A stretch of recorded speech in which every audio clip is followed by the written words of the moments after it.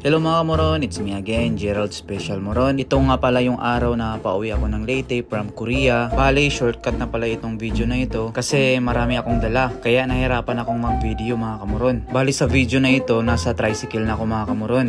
Ito nga pala yung bahay namin mga kamoron. Inuna ko muna talaga yung business bago sa pagpapagawa ng bahay. Yun kasi yung tinuturo sa akin ng mga successful na tao mga kamoron at ng mga business coach. Kaya sa mga marites dyan, bahala kayo. Basta magfo-focus lang ako sa mga plano ko. Pagka kinabukasan pala mga kamoron, pumunta kami ng Tacloban para kumain sa isang masarap na restaurant. Ito nga pala yung first time ko sa buhay ko na naidala ko sila sa masarap na kainan. Ito talaga yung isa sa mga pangarap ko mga kamoron. Idagdag mo pa yung makapag-travel kami sa iba-ibang bansa mga kamoron. So paano ko nga ba magagawa yon? Syempre sa pamamagitan ng pagninegosyo mga kamoron. Pero yung business na hindi pantawid lang. So alam nyo na kung ano yung ibig kong sabihin mga kamoron. Produkto na hindi pang isang barangay lang, kundi pang global mga kamoron. Kasi kung mababa lang yung pangarap mo, mababa lang din yung magiging resulta mo. Kasi ang daming yumayaman sa Pilipinas mga kamoron. So bakit tayo hindi? So alam nyo na, mindset talaga mga kamoron.